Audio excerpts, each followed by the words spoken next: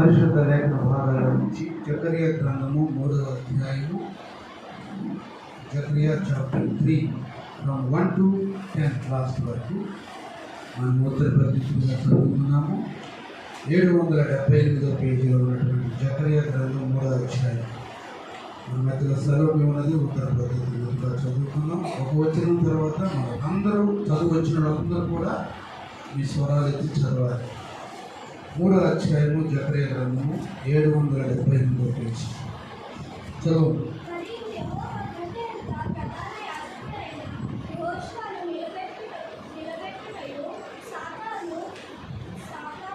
ఫిర్యాదు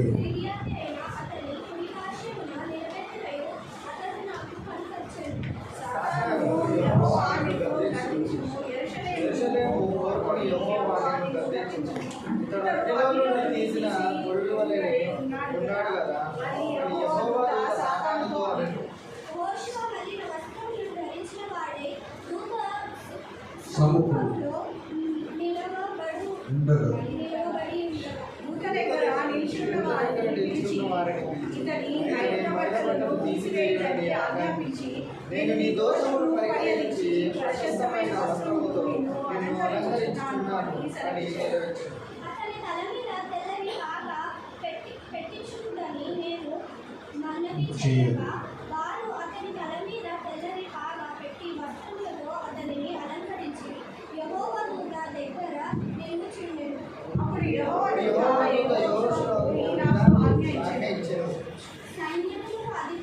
యెహోవా సెలవించినదేమనగా, నా మార్గములలో నడుచుచు నేను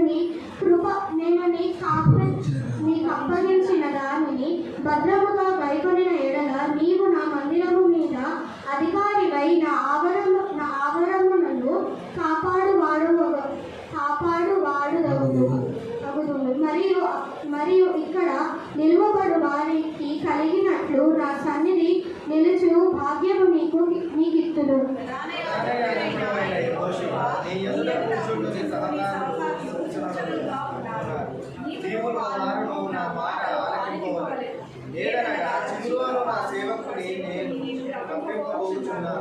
యెహోషువ ఎదుట నేను ఇచ్చిన రాతిని తేగి చూడండి. ఆ రాతికి 7 నేత్రములున్నవి. దాన్ని చెక్కడపు పని చేయువాడును నేనే. ఇదే సైన్యములకు అధిపతి యెహోవా వాక్కు. మరియు ఒక దినములోగానే నేను ఈ దేశము యొక్క దోషమును పరిహరించును.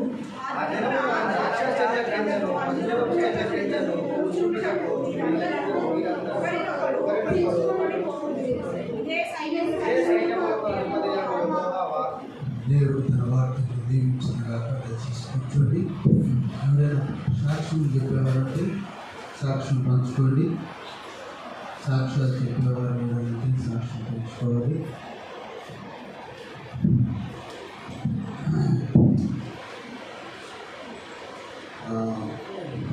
మరి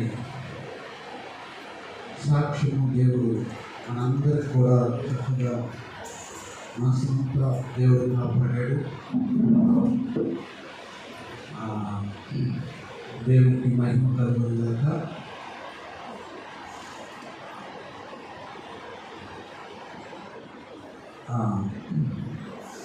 నేను గురువారం రోజు ఆంటీ గారిని నేను ఇద్దరం తీసుకున్న పెంట హాస్పిటల్కి వెళ్ళి మరి స్కూటీ తాళం వేయకుండానే తాళం దానికే పెట్టి గంటన్నర లోపల ఉన్నాను. తీసుకున్నారు ఎదురుగా చాలామంది పబ్లిక్ ఉంటారు.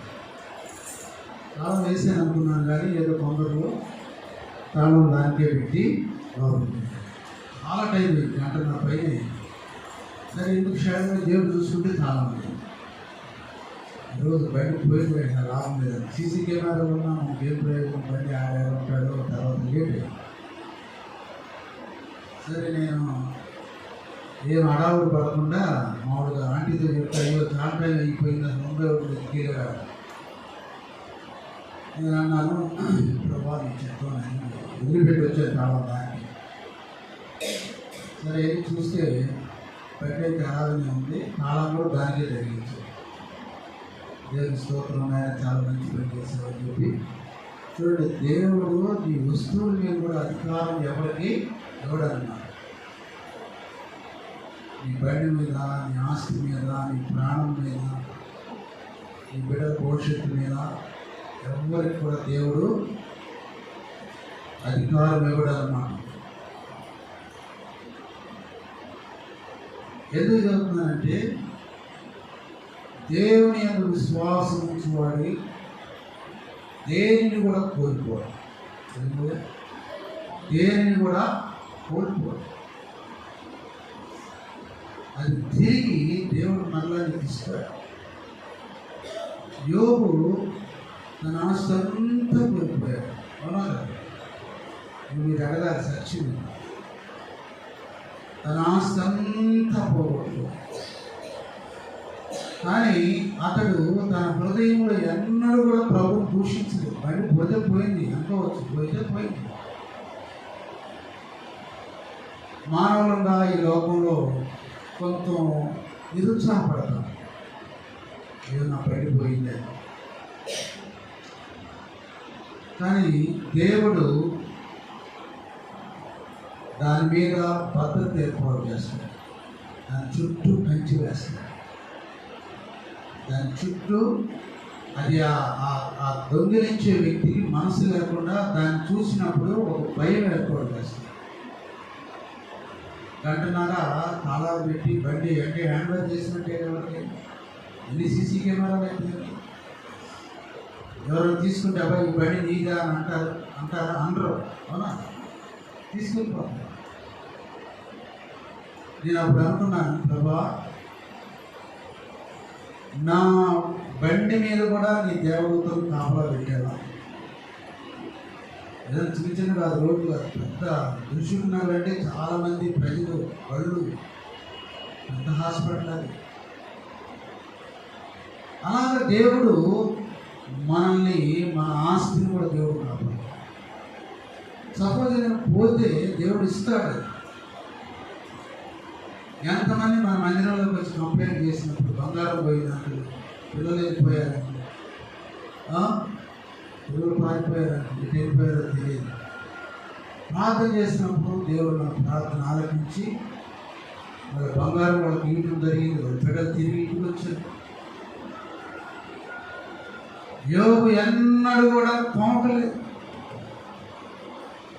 ఆరోగ్యం క్షీణించిన, కుటుంబంలో సమస్యలు వచ్చిన, భార్య ద్వారా శోధనలు వస్తున్నా, బిడ్డలు చచ్చిపోయారు, ఇదిగో నీ పశువులన్నీ చచ్చిపోయాయి, ఇదిగో నీ పనివారు చనిపోయారు అని ఎన్ని చెప్పినా కూడా ఆయన తోమలేదు. యెహోవా ఇచ్చిన యెహోవా అలా ఉండాలి. మనం యెహోవా ఇచ్చిన యెహోవా తీసుకుంటాడు. కాబట్టి దేవుడు ప్రతి దాని మీద దేవుడు తన దూతలకు ఆజ్ఞాపిస్తాడు. మరి ముఖ్యంగా నీ ఆస్తి అంతటి మీద, నీ స్వాస్థ్యం అంతటి మీద దేవుడు అధికారం ఇస్తాడు. భయపడద్దు ఎవరు కూడా. దేవుని సాక్ష్యం ఎలా ఉంటుందంటే, కంటికి కనబడవు, చెవికి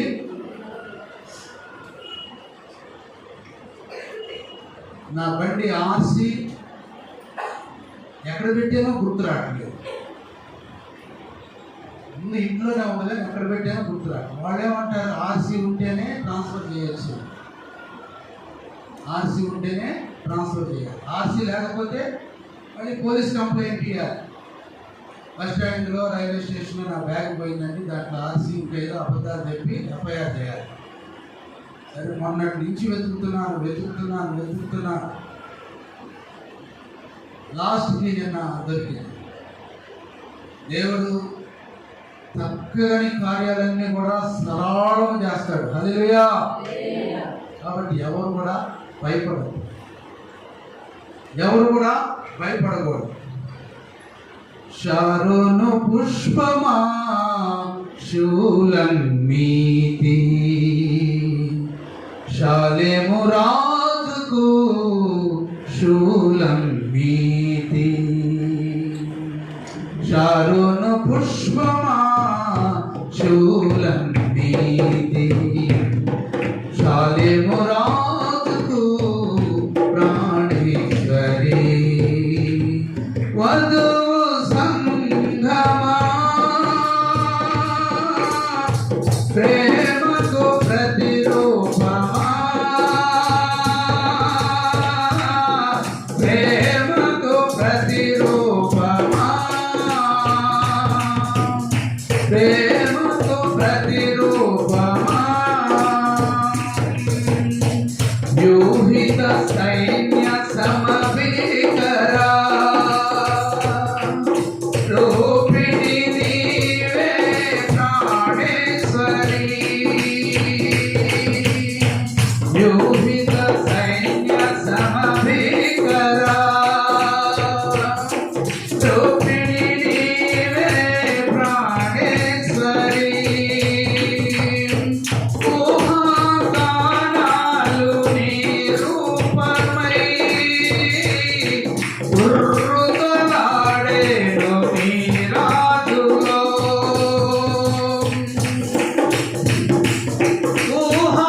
ఊహాగానాలు నీ రూపమై ఉర్రుతలాడేను నీ రాజులో ప్రేమాతిశయమా నీ రాజు మనసు సంధ్యారాగమా ప్రేమాతిశయమా నీ రాజు మనసు సంధ్యారాగమా తరుణ పుష్పమాశూల తారేమో రాజుకు ప్రాణేశ్వరి వధువు సంగమా ప్రేమకు ప్రతిరూపమా ప్రేమకు ప్రతిరూపమా నీ నేత్రములు జనపూర్ణమైనా లక్ష్మణు నగర కాకములు నీ నేత్రములు జనపూర్ణమైనా లక్ష్మణు నగర కాకములు నిర్మల ప్రకాశమా నక్షత్ర విన్యాసమా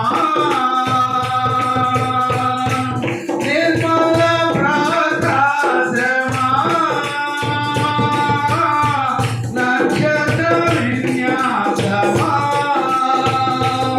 నాట్యము చేయము శృతిగానములతో ఈ ప్రియుడు యేసుని నాట్యము చేయము శృతిగానములతో ఈ ప్రియుడు యేసుని సరులు పుష్పమాశూల సరుము రాజుకు ప్రాణేశ్వరి వధువు సంగమా ప్రేమకు ప్రతిరూపమా ప్రేమకు ప్రతిరూపమా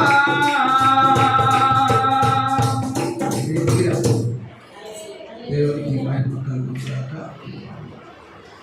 చదువుకున్న వాక్య భాగంలో జకరియా గ్రంథము 3వ అధ్యాయం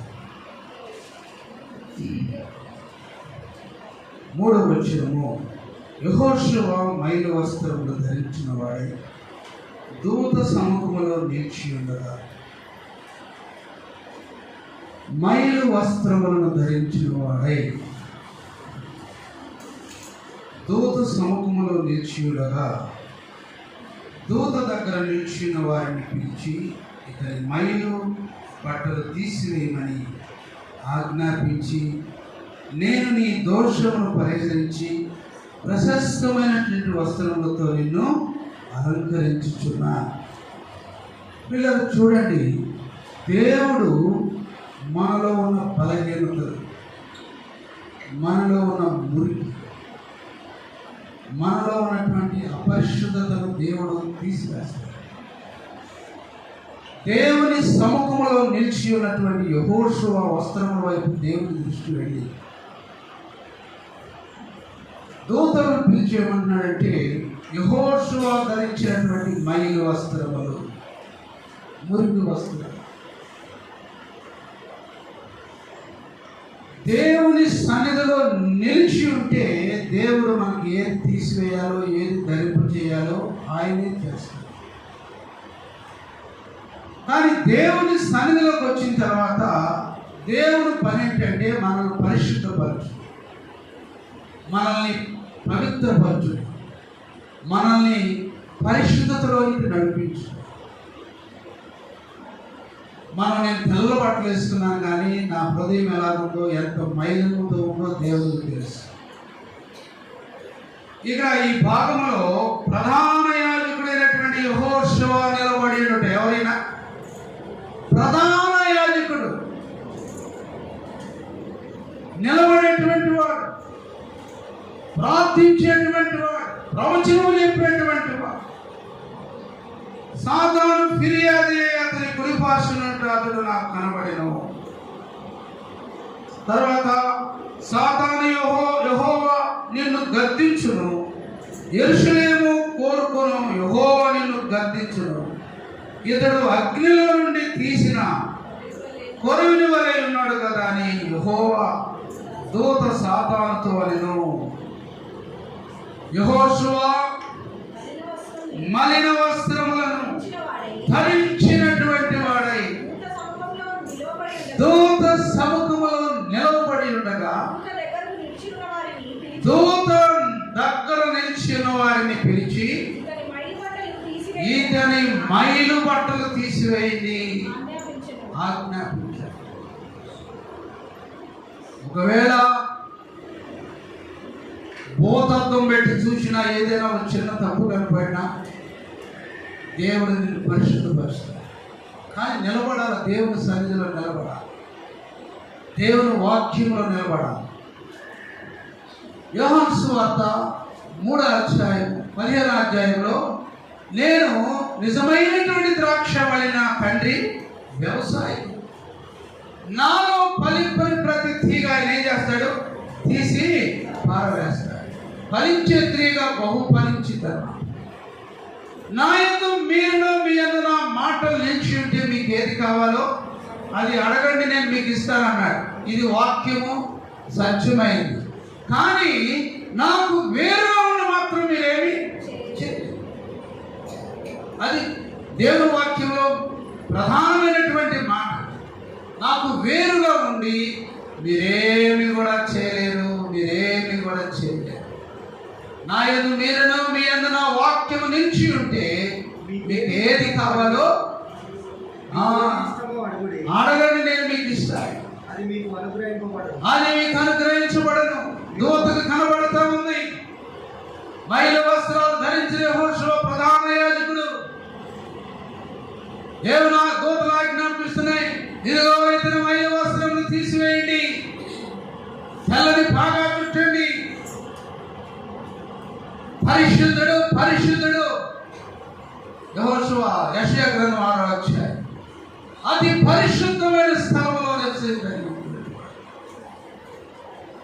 ఆయన. కేరేము శరీరం మధ్య నిలిచి ఉన్నటువంటి వాడు. కానీ జకరియా ప్రవక్త ప్రవచనం జరుగుతుంటే మైల వస్త్రములను తీసివేయండి. ఎక్కడ ఉన్నప్పుడు కనబడింది. లోకంలో ఉంటే నీకు ఏ వస్త్రము నీకుందో నీకు కనబడదు, ఏ మార్గంలో నడుస్తున్నావు నీకు కనబడదు, ఏ స్థాయిలో ఉన్నావు నీకు కనబడదు. కానీ ఇదిగో దేవుని సన్నిధిలో ఉన్నటువంటిప్పుడు నీ మైలు వస్త్రం ఏంటో దేవునికి తెలుసు. నేను పరిశుద్ధపరచుడుగా దేవుని దూతలకు ఆజ్ఞాపిస్తాడు. 6వ అధ్యాయము. రాజైనటువంటి ఉజ్జియా అత్యున్నతమైనటువంటి సింహాసనం మీద ఆసీనుడై ఉండగా నేను చూచి తిని ఆయన చొక్కా ఈ అంచులు దేవాలయం నిండుకొనెను. ఆయన పైగా శరాబులు నిలిచి ఉన్నది. ఒక్కొక్క ఒక్కొక్కరికి 6 రెక్కలు. ప్రతివాడు ఆ, రెండు రెక్కలతో తన ముఖమును 2 రెక్కలతో తన ముఖమును రెంటితో తన కాళ్ళను ఆ, కప్పుకొనుచు ఆ, రెంటితో ఎగురుచుండెను. ఎగురుచుండెను. వారు సైన్యములకు అధిపతియగు యెహోవా యెహోవా పరిశుద్ధుడు పరిశుద్ధుడు, పరిశుద్ధుడు ఆ, పరిశుద్ధుడు పరిశుద్ధుడు, సర్వలోకము ఆయన మహిమతో సర్వలోకం ఆయన మహిమతో. నిండి ఉన్నదని ఎలాంటి గాన ప్రతిగానం చేస్తున్నాడు, ఎలాంటి దర్శనం చూస్తున్నాడు. పరిశుద్ధుడు పరిశుద్ధుడు, నిత్యము ఆయన దూతలతో నిల్చుండేటువంటి వాడు, ఆయన మహిమతో నింపబడినటువంటి వాడు. ఎలాంటి దర్శనం చూశాడు. తన పెదవులను కాల్చగలిగినటువంటి ఆ మహిమ, ఆ దర్శనమును చూశాడు యెషయా. ఆయన నిప్పులతో తగిలించినటువంటి కొరువును తీసుకొచ్చి ఇది నా పెదవులకు తగిలింది కాబట్టి ఏమైపోయింది? పవిత్రమైపోయింది అన్నమాట. ప్రేమైనటువంటి దేవుని బిడ్డలారా, సంగమా, నీ దర్శనమును నీవు కనుగొన్నప్పుడు ప్రభు నీలో ఉన్నటువంటి బలహీనతలను తీసివేస్తాడు. నీలో లోపమన్నింటినీ దేవుడు తీసివేస్తాడు. నీలో కోపాన్ని దేవుడు తీసివేస్తాడు. నీలో సమస్త బలహీనతను దేవుడు తీసివేస్తాడు. ఈ శరీర సంబంధమైన బలహీనతతో సంబంధం లేదు. మానవుడిగా బ్రతికిన సంవత్సరాలు ఎన్ని సంవత్సరాలను బ్రతకచ్చు, కానీ ఈ శరీర సంబంధమైనటువంటి బలహీనతతో దేవుడు సంబంధం లేదు. ఆత్మ సంబంధమైనటువంటి బలం కావాలంటున్నాడు దేవుడు. ఆత్మ సంబంధమైనటువంటి శక్తి కావాలంటున్నాడు దేవుడు. ఆత్మ సంబంధమైనటువంటి ఇదిగో దేవుని సన్నిధిలో పొందుకున్నటువంటి బలము కావాలంటున్నాడు దేవుడు. పరిశుద్ధుడు పరిశుద్ధుడు. ఎలాంటి దర్శనం చూశాడు యెషయా. ఇక్కడ యెహోషువ మలిన వస్త్రము ధరించిన వాడై దూత సముఖములో నిలిచి ఉండగా దూత దగ్గర నిలిచిన వారిని పిలిచి ఇతని మైలు బట్టలు తీసివేయమని ఆజ్ఞాపించి నేను నీ దోషమును పరిహరించి ప్రశస్తమైన వస్త్రములతో నిన్ను అలంకరించుకుంటున్నానని సెలవించి తర్వాత అతని తల మీద తెల్లని పాగా పెట్టి తెల్లని పాగా పెట్టించుడని నేను మనవి చేయగా వారు అతని తల మీద తెల్లని పాగా పెట్టి వస్త్రములతో అతన్ని అలంకరించారు. ఎలాగ అలంకరణ వచ్చింది? పెళ్లి కుమారుడు వధువు సంఘానికి దేవుడు ఇచ్చినారంటే అలంకరణ ఏమిటి? తెల్లని పాగా, తెల్లని వస్త్రం. సొలొమోను వివాహ దినమున తన తల్లి పెట్టినటువంటి పాగాలంటే బహు అందమైనటువంటి పాగా, జన్మలో మర్చిపోలేనటువంటి పాగా. ఎవరు పెట్టారు? తల్లి. అది ఎలాగా అతనికి సహకరించింది? ఎంత అలంకరణగా ఉన్నది, ఎంత సౌందర్యంగా ఉన్నది తన ముఖానికి. ఇవన్నీ ఎవరు ఇచ్చారంటే పరిశుద్ధుడైనటువంటి దేవుడు. నేను పరిశుద్ధుని కనుక మీరును పరిశుద్ధులై ఉన్నాడు. యెషయా గ్రంథము దేవుని యొక్క వాక్యంలో ప్రియమైనటువంటి దేవుని బిడ్డలారా మనం గమనించినట్లే ఆయన్ని దేవుడు అన్నాడు. ఒకసారి చూడండి దేవుని యొక్క వాక్యంలో ఆ పరిశుద్ధతను దేవుడు ఎలాగా చేస్తూ ఉన్నాడు, ఎలాగా దేవుని యొక్క వాక్యము నీతో కూడి సమకూర్చబడుచున్నదో ఒకసారి నువ్వు గ్రహించినట్లయితే ఆయన ఎన్నడూ కూడా నీవు విసర్జించలేదు. 43వ అధ్యాయము ఇశ్రాయేలు నిన్ను నిర్మించిన వాడు ఇలాగ సెలవిస్తున్నాడు, నేను నిన్ను విమోచించి ఉన్నాను. భయపడ. నేను 3వ మాట ఏమన్నాడు ఇక్కడ? విమోచన. ఏమాట? విమోచన. 43వ అధ్యాయం యెషయా. నీవు చెరవలలో పడి దాటినప్పుడు నేను నీకు తోడై ఉంటాను. పరిశుద్ధాత్మ దేవుడు నీకు తోడై ఉంటాడు. నీ కష్టాలు, నీ వ్యాధులు, నీ బాధలు, నీ ఆర్థిక సమస్యలు, నీ వస్త్రములు తీసివేసి లోక సంబంధమైనటువంటి వస్త్రాలు దేవుడు తీసివేస్తాడు. లోక సంబంధమైన ఆశలు దేవుడు తీసివేస్తాడు. లోకంలో ఉన్నటువంటి ఆ దరిద్రతను, ఆ పేదరికాన్ని దేవుడు తీసివేస్తాడు. మైలు వస్త్రాలను దేవుడు తీసివేస్తాడు. కానీ ఎక్కడ నిలబడాలి? ఆయన సన్నిధిలో నిలబడాలి. ఆయన రాజ్యంలో నిలబడాలి. కష్టం వచ్చినా, బాధ వచ్చినా, వాన వచ్చినా, వరద వచ్చినా, ఎన్ని శోధనలు వచ్చినా, ఇదిగో ప్రభువా నీవు నాకుండగా ఈ లోకంలో నాకు ఏది కూడా అక్కర్లేదు. ఈ లోకంలో ఏదో నా భర్త సంపాదించలేకపోయినా, లేకపోతే నా తల్లిదండ్రులు నాకు ఏ ఆశీపోయినా కూడా ప్రభా ఇదిగో నువ్వు నాకుంటే చాలు. నీ సమాధానం నాకుంటే చాలు ప్రభా. నీ సంతోషం నాకుంటే చాలు ప్రభా. నీ ఆనందం నాకుంటే చాలు ప్రభా. నిత్యమైన నివాసి నాడు నేను నిన్ను విమోచించి ఉన్నాను. ఏం కావాలి? ఇది నాకు విమోచన కావాలి. లోకంలో నుంచి విమోచన, శరీర సంబంధమైనటువంటి ఆశలో నుంచి దేవుడు మనకు విమోచన ఇవ్వాలి. మైల వస్త్రాలు తీసివేయబడాలి, తలభాగం పెట్టుకోవాలి.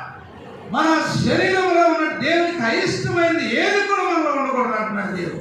అలాగా చేసి చూసినప్పుడు దేవుడు నేను కాపాడు, నీకు తలభాగం పెడతాడు, నేను పైకి లేవనెత్తాడు. తర్వాత నువ్వు కలుసుకుంటావు, తంబుర నాదాల స్వరాలతో దేవుడు నిన్ను గంతులు ఇస్తాడని దేవుని వాక్యం సెలవిస్తావు. తర్వాత చూడండి, అక్కడ నీవు జలములలో పడి దాటినప్పుడు నేను నీకు తోడైయుందును. నదులలో పడి వెళ్ళినప్పుడు అవి నీ మీద పొర్లి పారవు. నీవు అగ్ని మధ్యను నడిచినప్పుడు కాలిపోవు, జ్వాలలు నిన్ను కాల్చవు. యెహోవానగు నేను నీకు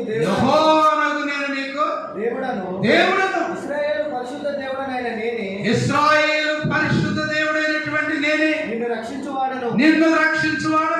రక్షణ క్రయముగా ఐగుప్తును ఇచ్చి ఉన్నాను. నీకు ప్రాణరక్షణ దయం ఎవరు ఇచ్చాడు? ఐగుప్తునిచ్చాడు. నీకంటే దేవుడు ముందు కొంత ఏర్పాటు చేశాడు. నీ మీదకి రాకుండా నీ దోషాన్ని దేవుడు అరికట్టాడు. ప్రియ క్రైస్తవ జనాంగమా, సంగమా, దేవుడు పెట్టారు. నీ మీద దోషాన్ని ఆయన తొలగించాడు, రక్తము చేత ఆయన తొలగించాడు. నిన్ను తన సొత్తుగా చేస్తున్నాడు, నిన్ను ఆయన తన కుమార్తెగా చేస్తున్నాడు. ఎందుకు కృంగిపోతున్నావు? ఎందుకు నీవు నేర్చిపోతున్నావు?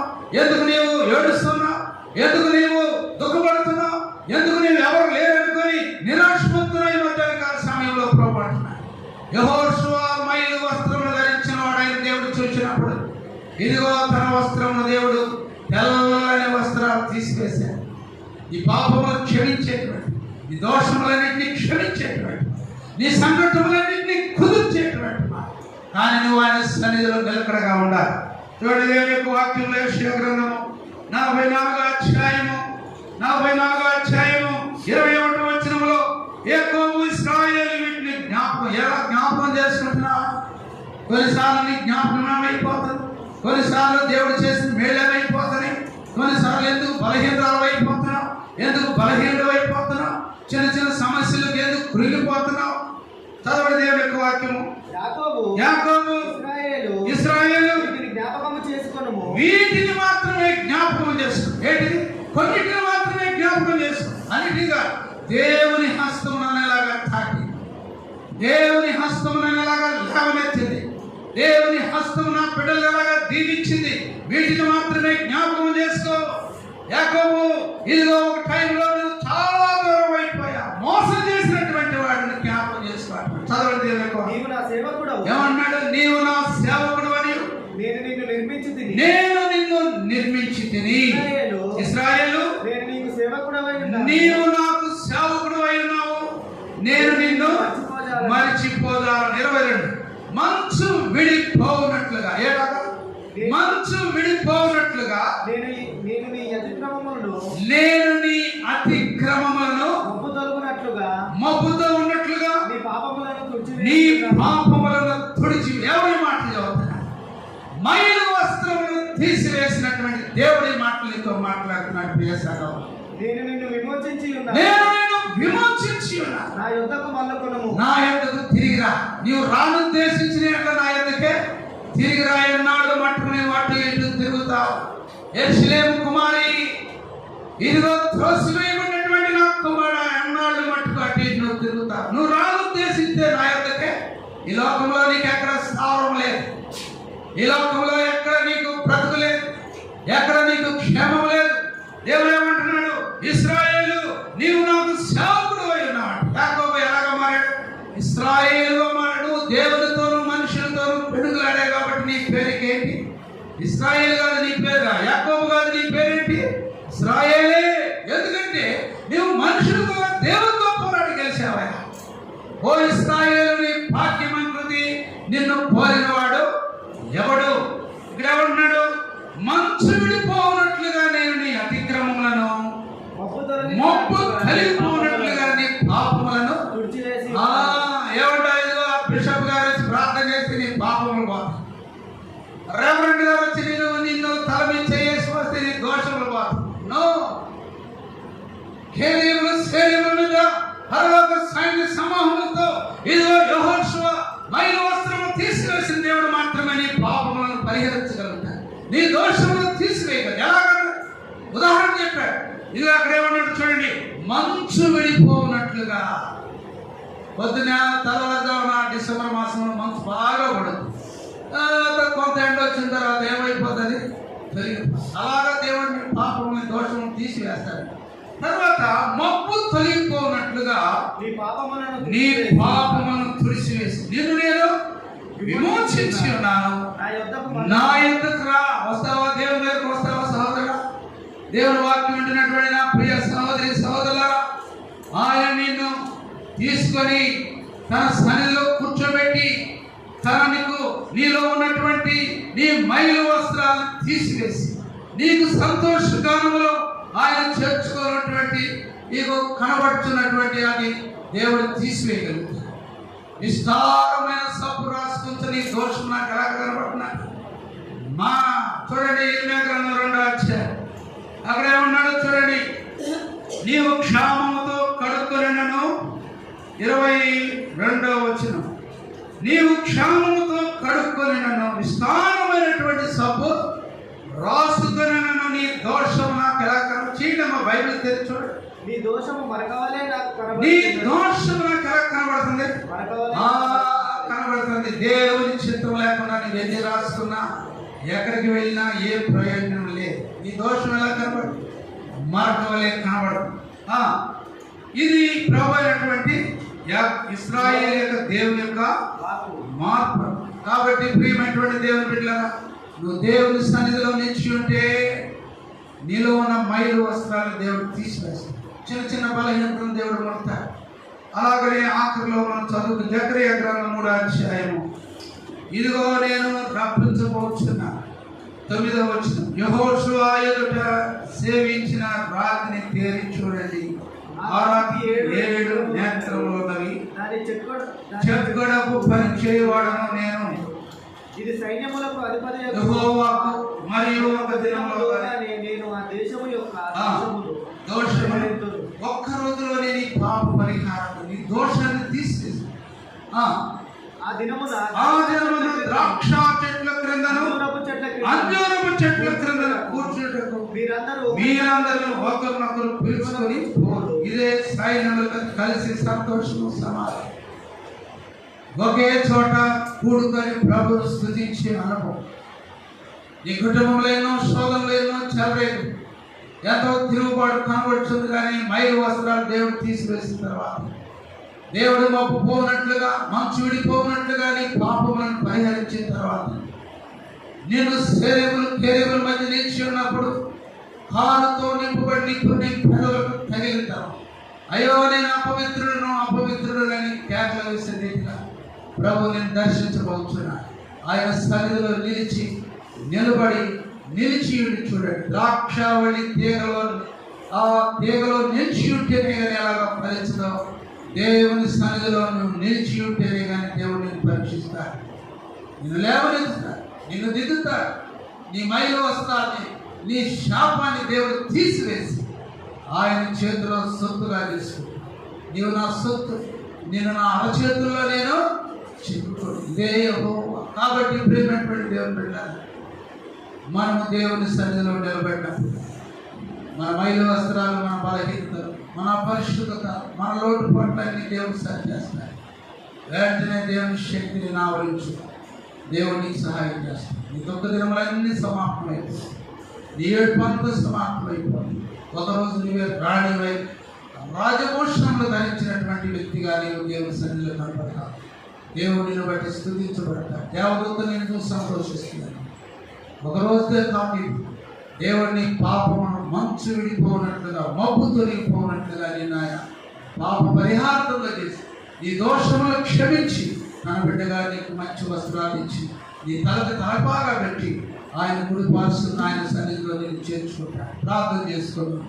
ప్రభువా, ఇదిగో నా మలిన వస్త్రాలు నాకు కనబడట్లేదు. ప్రభు దేవా, ఎఫ్రాయిము తన తల వెంట్రుకలు నరిచినప్పటికీ నీకు కనబడట్లేదు. ప్రభా నా దోషము నాకు కనబడట్లేదు ప్రభా. అయ్యో నా తల వెంట్రుకలు ఎఫ్రాయిము తల వెంట్రుకలు నచ్చినా కానీ కనబడట్లేదు. అయినా ఇదిగో నడినెత్తి మీద ఉన్నటువంటి వెంట్రుకలు ఎవరికి కనబడదు ప్రభా. ఇదిగో మా దోషములు నీకు తేటగా కనబడతాయి ప్రభా. ప్రభా మా మైలు వస్త్రములు నీకు తేటగా కనపడతాయి నాయన. దేవాని సన్నిధిలో నిలబడి మా వస్త్రములు తీసివేయటానికి దోదలు కాకుండా మీరే మహింపండి. యేసు నామమున అడిగి ప్రార్థన చేస్తూ ఉన్నాము. ఆమేన్.